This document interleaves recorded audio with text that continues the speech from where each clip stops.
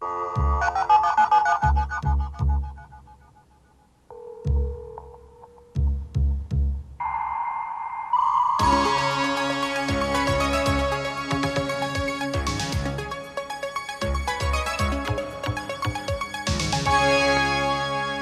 week on the Computer Chronicles, the hottest new computer games. Think you could have prosecuted OJ better than Marcia and Chris?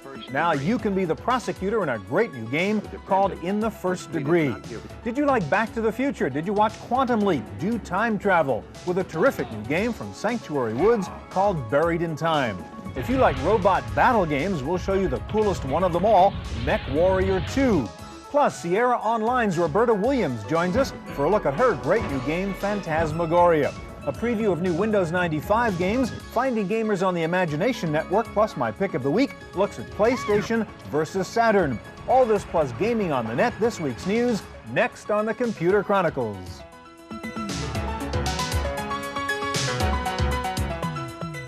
Computer Chronicles is made possible in part by Hewlett-Packard Personal Computers, developing PCs for business.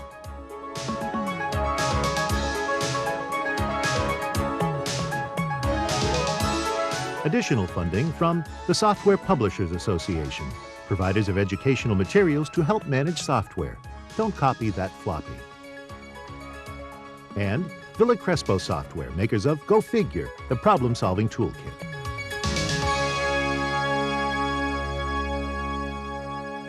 Hi, and welcome to the Computer Chronicles. I'm Stuart Chaffee.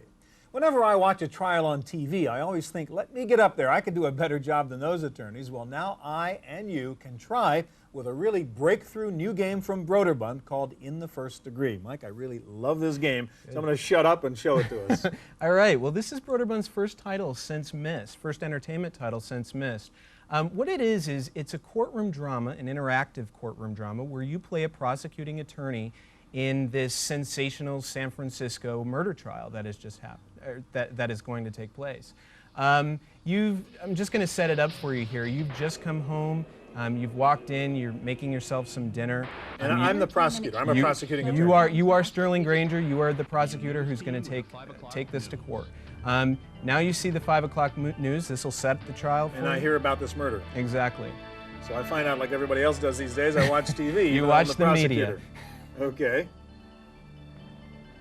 Good evening. A startling slaying is sending shockwaves through San Francisco tonight. Popular art gallery owner Zachary Barnes was found shot dead at his workspace. Right, so I know I've got a case to take on here. What do I do next? Yeah, you have a case. So what I'll do now is go to the main interface of the game. This is where the interactivity begins. You can look at documents. These are pieces of evidence that have been collected at the crime scene, different pieces that have been taken from the witnesses themselves. I've just looked at the gun from the murder. The shirt that the accused was wearing, just different things and I'm looking for clues, ideas to question the witnesses. Exactly, and so on. Putting things together to build an airtight case. These are also some tapes that were taken just after the murder, and your detective Looper, who is your colleague, is asking these people questions that could be very important to So I can go back and actually look. Can you roll those tapes? Yeah. So I can actually go back and look at these video interviews that were done by the investigators. Sorry to keep you waiting. Exactly, Okay. and this will give you an idea of what their reactions are and how you should handle them in the future. She's the girlfriend of the defendant. Exactly. The suspect, right? We're going to go and talk to Yvonne now, who is the wife of the victim, and you could really ask her questions that are going to be crucial to where you go in the trial. These are different things that you could ask her. We'll ask her about the gun quickly. What can you tell me about Zachary's cousin, Daryl Barnes? Mr. Granger, I have a question of my own first. Am I right to assume you have a pretty good case? We had a very good case until And you can, in fact, decide what question to ask and what approach to take, and to be tough or to be soft and all that stuff. It's very important to know whether you should coddle them or get really tough with them. And the result may vary depending on how good you are at this. Exactly. We're going to go directly to trial now. Normally, you'd ask them more questions, gather more information, but it'll give you a good idea where we're going with the game and how there's really two pieces of the game. There's the pre-trial, gathering the information, interviewing the witnesses, And then once you get to trial, asking them important questions. What's really cool about the game is once you get to trial, you find out how you're doing each day by watching the TV news. Exactly. And these legal experts come on and say, hey, he did well, he did poorly, right? The media tells you everything in this game. So now we're in court. You're in court, the judge is introducing the case, and will introduce the jury to you and the defendant, and you're off and running. That's great. All right, and I have to ask you, was this inspired by the O.J. trial? Haha. It was actually 2 years prior to O.J. Oh, so right. We got a good. Thank you very much, Mike. All right, with the advent of Windows 95, we're all looking for the software to take advantage of its 32-bit power. And leading the way will be new games. To make sure game programmers hop on board Win95, Microsoft held a Mega Gamers Conference at their campus in Redmond, Washington. Here's what it was like. Stand them before the guillotine.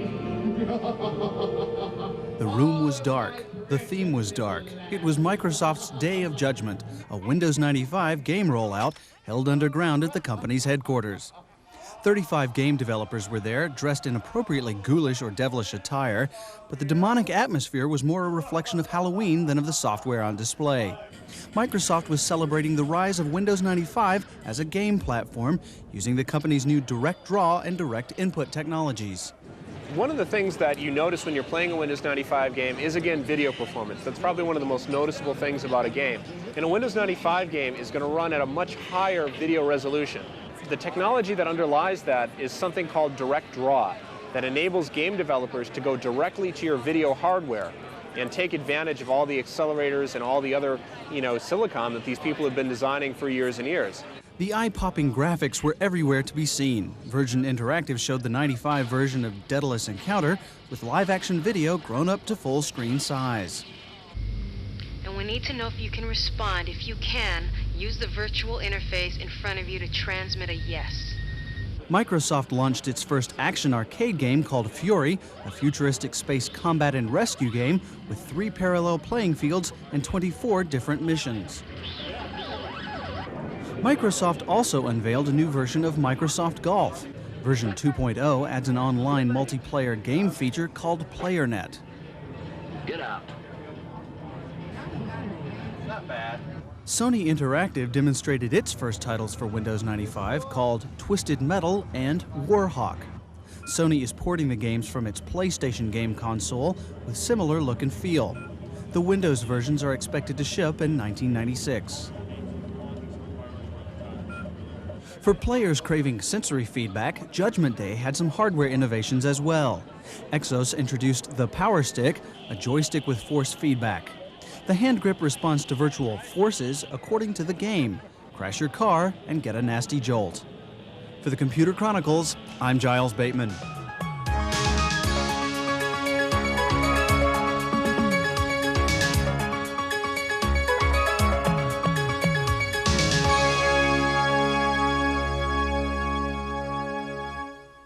If you bought the Journeyman Project or wish you had, you want to make sure and watch what's coming next. This is the sequel and another groundbreaking game from Sanctuary Woods called Buried in Time.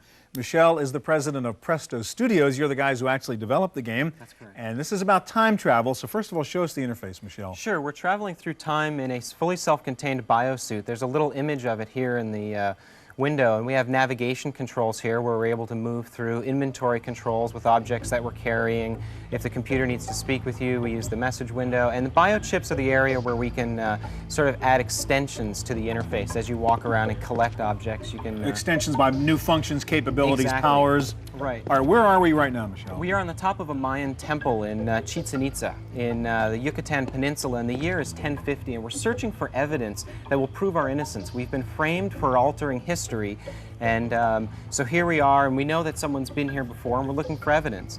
These are Mayan hieroglyphs that we have here, and I'm going to use this opportunity to introduce you to a character that's traveling with us. His name is Arthur, and he's on one of our biochips, and if I pull him up, I can have him comment on the hieroglyphs. Those are Mayan hieroglyphs. They had a pretty sophisticated pictograph. So there's the sort of sage guy who's always with me and helps me understand what's going on and solve problems? That's right, and the game takes 40 or 50 hours to play, and so this way you don't feel lonely as you're going through. I hope it only takes me 40 or Yeah. 50 hours.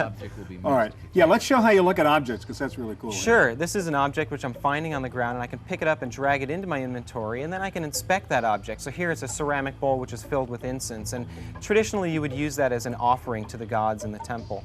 But we're going to jump to another time zone. There are 7 different environments in the game, and we're going to go to Chateau Gaillard. This is the medieval... So we're jumping ahead a couple hundred years. Right. And going to France? For France, Normandy, Okay. France. This is an English castle standing on French soil, and it was Richard the Lionheart's castle. And Philip Augustus desperately wanted to take the castle back for France. And when Richard died in the year 1203, they began a siege. This is 9 months So later. this stuff is all historically sound. This is all based on true Yeah. actual fact. It's a recreation of the real castle. This is one of the guards, which is one of the few remaining guards, and he meets a demise here from a stray arrow from one of the French soldiers Lucky coming thing over for the wall. us.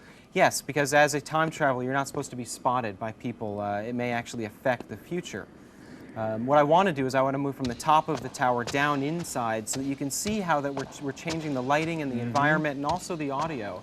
And when you play the game in a dark room with loud speakers, it becomes a very immersive environment. You get drawn into the story. It's very easy to lose yourself in the world. Or can we jump into the future real quick and show me that future part of it? Sure, absolutely. What I'll do is I'll recall to the future apartment, and this is 300 years in our future from today, and it'll give you a good example of how our industrial designers are creating worlds and visualizing some of the technology changes. As an example, in this particular room, you don't need a roof because force fields are evolved enough that as I look around, I'll be able to look up and see right out into the sky, and the thought is that people would like to live in natural daylight settings and such. Okay, Buried in Time, and what kind of machine do I need to run it? On a PC, it would take a 33 megahertz 486, and on a Mac, a 68040 or better. All right, Michelle, thank you very much. All right, next I want to introduce you to another great piece of software for gamers, but also, by the way, a piece of hardware for gamers. Before I get to the computer, this is Josh Resnick of Activision. Josh is going to show us this gigantic new game called MechWarrior 2. The machine we're running it on here, I want to explain, is really a PC designed for game players. This is a sort of $3,000 dedicated game machine. It's a 133 megahertz Pentium. It's got a 6X CD-ROM drive, a 1.6 gig hard drive. It comes with built-in MPEG, 45-watt speakers, and it comes bundled with 11 great games, including MechWarrior and Buried in Time, which we just saw before. So this is the gamer's PC. All right, let's see how it does on MechWarrior 2. Tell us what the game's about, Josh. Sure. MechWarrior 2 is an action simulation set in the 31st century, and you are a pilot of one of these large battle mechs.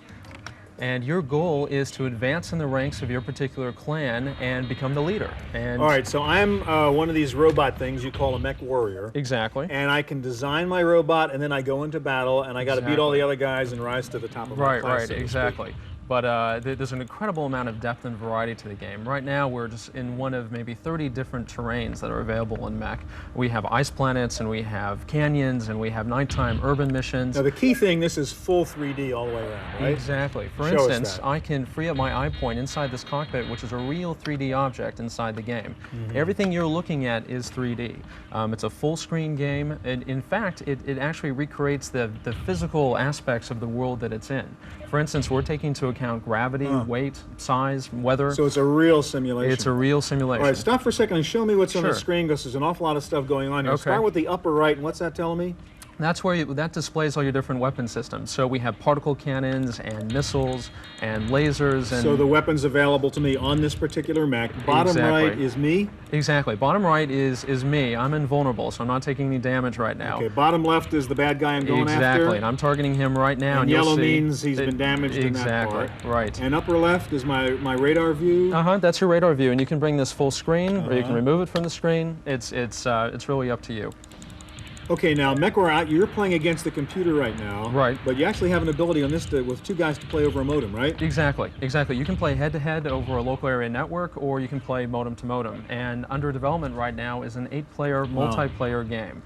So it's a lot of fun. It's a great game. All right, take me to the top of the game and show me Sure. how you pick the mech warrior and really design your robot, because this is not just shoot 'em up. I mean, there's strategy to figuring out what kind of machine's going to win in this environment. Right? Absolutely. In fact, there's a lot of strategy involved. You might have noticed that some of the other mechs in this mission were actually using their jump jets to try to jump on top of your head. So there's full aerial so combat decide, in do the I game. want jump jets in my mech warrior or some other tool, depending on who I'm fighting and where I'm fighting? Exactly. I'm going to take us back to our home planet right now, and I'll take you into the mech plant where the mech warrior can choose which mech he wants to go into battle in. There's 16 different mechs in the game, and all you have to do is just cycle through these different mechs, and you can use the interface to actually swap out which engine type you have, what type of weapons you have, which type of mech you have, heat sinks, you name it, it can be changed. Minimum hardware for Mech Warrior 2 is? 4666, Okay. but it always plays better on a Pentium. Right, thanks, Josh. Thank you. All right, sometimes it's fun to play a game against the computer, but one of the neat things about computers is that you can turn on your modem and take on other players from around the world.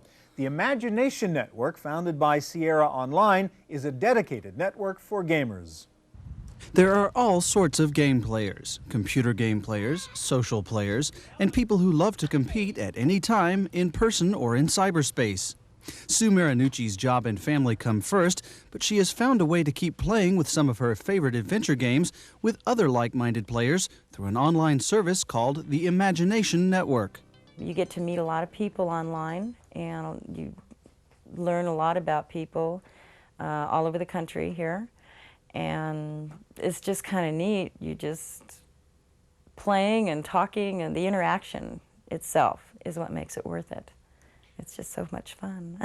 The Imagination Network is divided into 5 game categories called lands. There's a Medieval Land for adventure games, Sierra Land for kids, and Casino Land for virtual gambling. To join, a new player establishes a graphic identity, choosing sex, facial type, and hairstyle. After choosing a nickname, Sue can join ongoing games or look for partners. The live competition can become exciting and addictive. I'm going to say it was before Spades came out, Hearts. We got into a Hearts game, and it was a 4-player game, and we were all sitting around talking, and it was a very exciting game. That's what was neat. It was so exciting, and everybody was just getting along so well and talking, and just had an incredible time. And I remember it was 2 o'clock in the morning. So it was a lot of fun. For the Computer Chronicles, I'm Giles Bateman.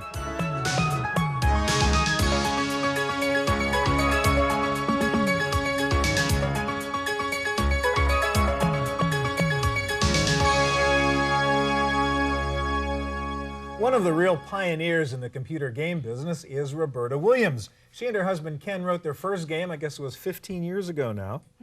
And they keep on pushing the edge with every new game. Roberta's newest game is called Phantasmagoria. And I tell you, I must tell you, I love this game. I think it's the great interface for a role-playing game. I really feel like I'm inside the game. Tell us, first of all, what's the story of the game so we can set it up? Okay, you play the role of Adrienne Delaney, who you can see standing there. And her and her husband have just moved into this kind of old haunted house that was owned by a magician over 100 years before. So a lot of weird stuff goes on. Yes, there's an evil in this house, and it has taken over her husband at this point. All right, so we've jumped ahead way near the end of the game. We're into chapter 7. It's a 7 CD game, right? That's right.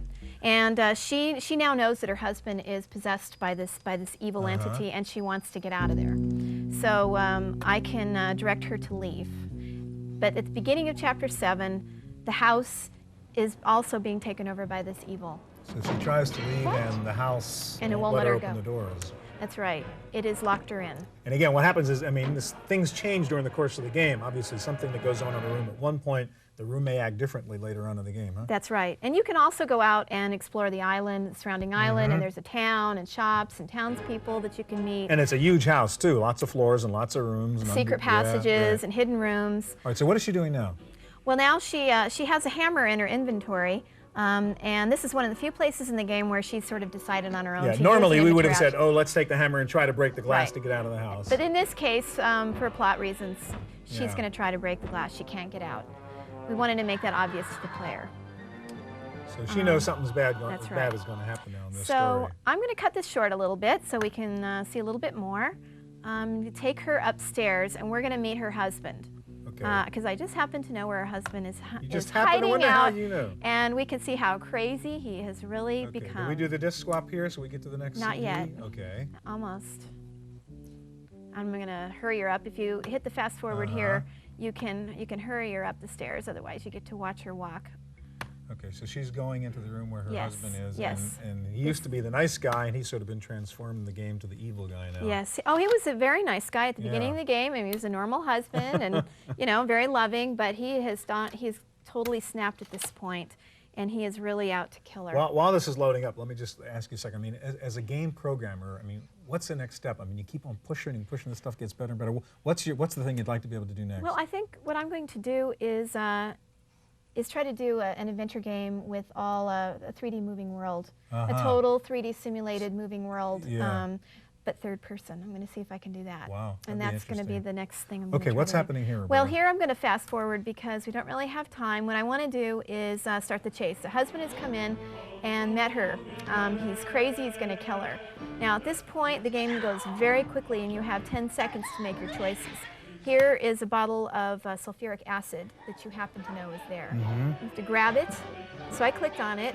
She's going to grab it now, toss it in his face. Big secret to how to beat him at the end of the game. Yes, here, huh? and you better get out of there. Okay. And we have 10-second increments now where we can run and make choices. And if you make the wrong choice, then he's going to get her.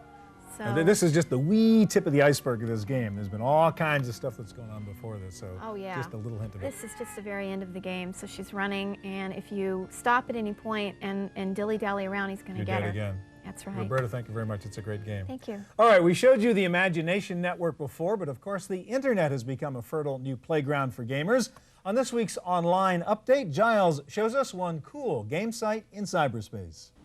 Thanks, Stuart. No discussion of games and the internet would be complete without the discussion of MUDs, multi-user dimensions, or multi-user dungeons, depending on your school of thought. They're basically real-time D&D games that are taking place on the internet with players all over the world. And they're not just Dungeons & Dragons, there's plenty of other themes as well.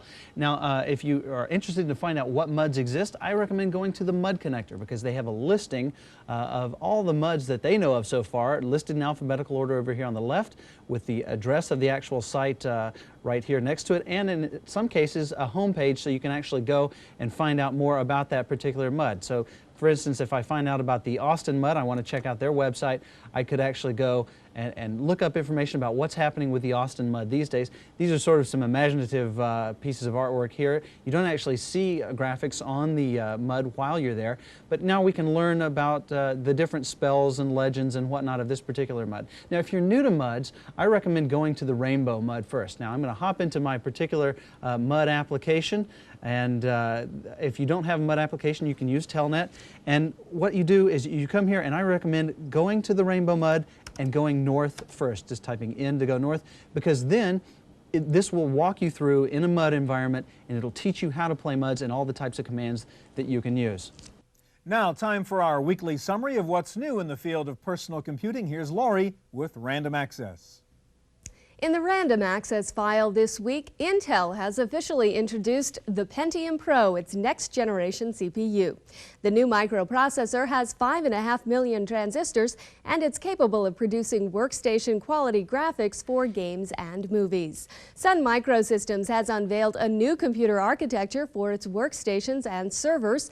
The system is called Ultra Computing, and Sun claims it provides supercomputer processing power in a desktop workstation.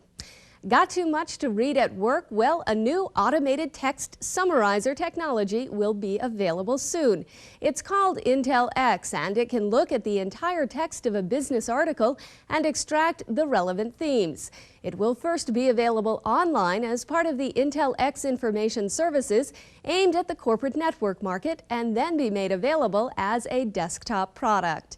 If you're not quite ready to upgrade to Windows 95, a company called Panther Software has come up with a new add-on product that offers many of the file handling features found in Windows 95.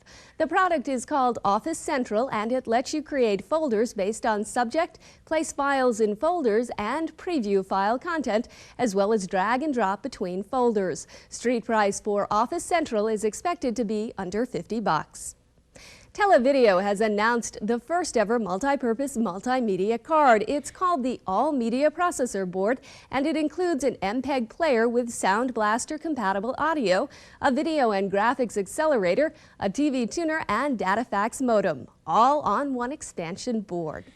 AT&T has started yet another online venture. This one is called the AT&T Health and Fitness Service. It will feature digital news from the New England Journal of Medicine and the Mayo Clinic, among others. Our content is different. We've been very careful about all the content that we have from a reliability and a quality standpoint. And the data clearly indicates when you go out and survey Americans that today there are a lot of people looking on the internet for health information, but there is not the kind of quality of information that Americans are really looking for from a trusted source like Mayo Clinic. Thinking of buying the kids' new software for the holidays? You might want to check out Family PC Magazine for December. It will feature a software handbook that has tips on where and how to buy the right software for your family. And if hardware is on your gift list, you might want to look at the new No Hands mouse. You use your feet. It's a gas pedal-like controller that uses a 360-degree pressure-sensitive mechanism, which allows you to control both speed and direction of a cursor with just one foot. And finally, Nintendo has announced it has sold its 1 billionth video game cartridge. If you were to put those cartridges end to end, they would circle the world almost 3 times. That's it for this week's Random Access. Back to you, Stuart. Now for my pick of the week. If you love playing computer games, I'm sure you've been through the debate, either for yourself or for your kids, about whether it's worth buying a video game system if you already own a computer. After all, the PC has become a darn good game platform, as we have just seen. If you've gotten past that question, though, the tough choice is really between the two new 32-bit game systems. This is the Sega Saturn over here, and we're looking at a great game on this called Panzer Dragoon. Let me punch up the other one. This is the Sony PlayStation. This is a terrific game called Battle Arena Toshinden. Now, you will hear arguments on both sides of this one. Some like the Saturn, some like the PlayStation. I think it's pretty darn close when it comes to the hardware itself. The real issue is which platform will get the best games written for it, and it's probably too soon to say, though Sony seems to maybe have a slight lead there right now. What I want to suggest is that a dedicated game machine, whether the Sega or the Sony, is a good idea even if you own a PC. My main reason, well, to be honest, as great as the games are that are out there today for the PC, half the time they won't install on your computer. If you really like gaming, it's nice to know that when you come home from the store having spent $50 for a new game, it'll work. With a video game console, you don't run into not enough RAM, not enough video, not enough hard drive, not the right sound card, etc. That is worth a lot. One last point. If you have one of these neat new big screen projection TVs, there is nothing like plugging in your video game console and really immersing yourself into the game world in that theater-like setting. So don't kiss off the dedicated game consoles, and remember, this way while your kids are playing games, you can still be using the computer. That's it for this week's Computer Chronicles. We'll be back here again next week with another half hour of the latest in personal computer technology. I'm Stuart Chaffee. See you here next time. Computer Chronicles is made possible in part by Hewlett-Packard Personal Computers, developing PCs for business.